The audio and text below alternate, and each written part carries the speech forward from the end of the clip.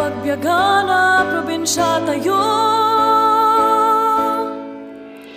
NariMAT sirmata, pag nayada na makayayo, mataginayon pa nagdoras tayo, kinaandor nga Ilocano, wen kabailan tayo. Mga lapkin manalo. Siguro, most of us know that ang problema na to ay hindi lang problema ng Ilocos Norte. The world now faces a plastic crisis, no? And we're seeing it in the media, images of our oceans na punong-puno ng unwanted and discarded plastic. And siguro yung pinaka nakakatakot dito is that this plastic is not only damaging our environment, but also damaging us as humans. Studies have shown that we are now consuming more and more plastic. So basically, tayo po, nagko-consume po tayo, or we are breathing particles of plastic. And we don't know how harmful that can be to our health. But we know it's definitely adverse. So this problem is not only an environmental problem. This is a real health problem that concerns all of us. And the Philippines is the third largest dumper of ocean plastic in the world. So, number 3 po tayo, at hindi po yan distinction. That is a list that we don't want to be on top of. So, I'm hoping that at least here in our province, we can do our part to not contribute to dumping plastic in our oceans.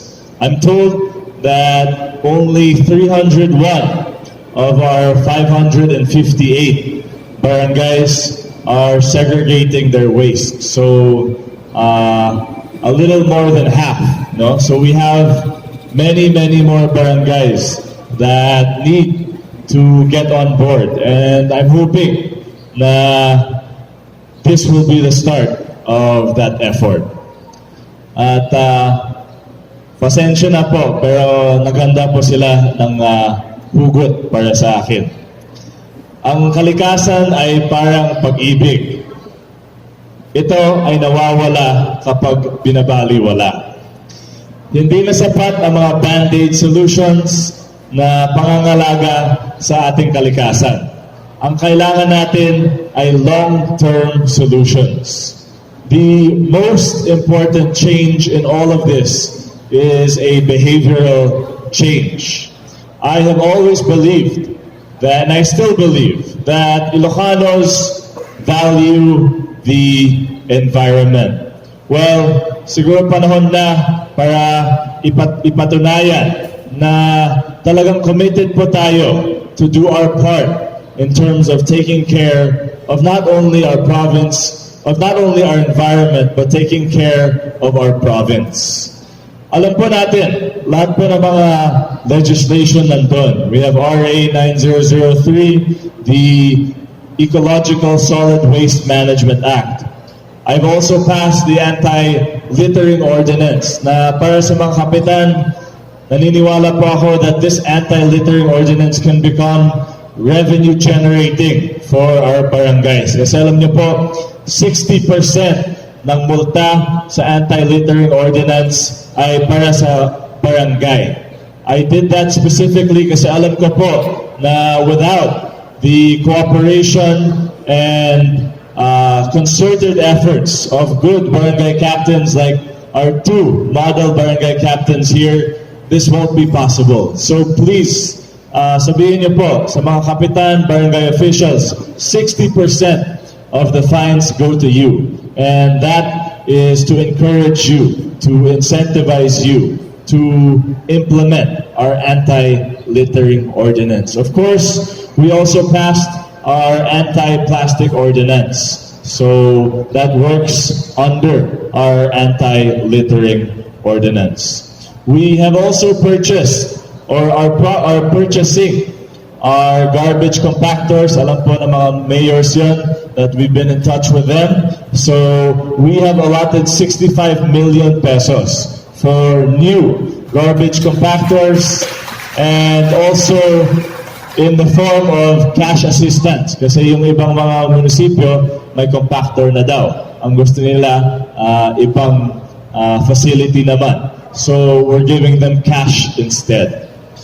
As I've said before, health and waste management are my top two priorities. Naniniwala po ako that those two are intertwined or interrelated. A cleaner province is a healthier province. So let us all aim to be cleaner, greener, and healthier. Agtitimpuyog tayo amang dalus, ti Aglawlaw. Let's all start using reusable bottles and eco bags. The time is now. Salunat asigurado, umili produktibo. NariMAT nga Aglawlaw. Diyos ti Aglina. Awan problema ti progreso. Intayon mangido ulo. Mapagbiagana probinsya tayo. NariMAT asirmata. Pag naedanang makayayo, mataginayon panagduras tayo, kinaandor nga Ilocano. When kabailan tayo, mga lapken manalot, handay agkot-kot di ulon, hinday timpuyog nga Ilocano, di Ilocos Norte, amata.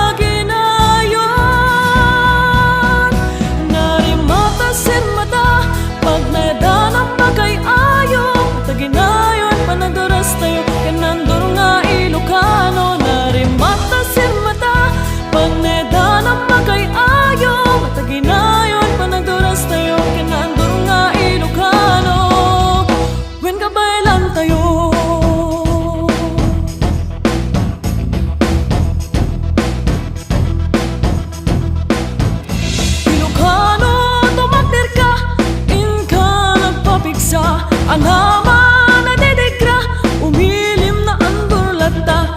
Bilig di masakayan, intay rambakan. Ang hama na dedigra, umilim na ang durlata.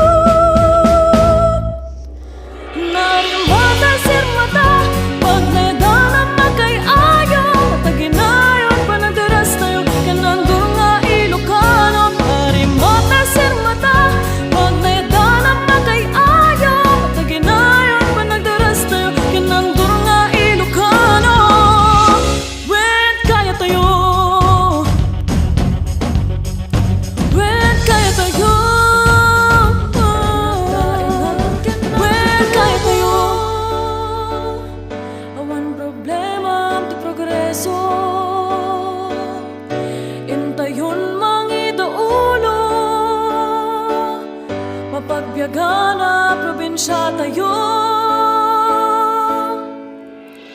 NariMAT asirmata. Pag naedanang makayayo, mataginayon panagduras tayo, kinaandor nga Ilocano. When kabailan tayo, mga lapken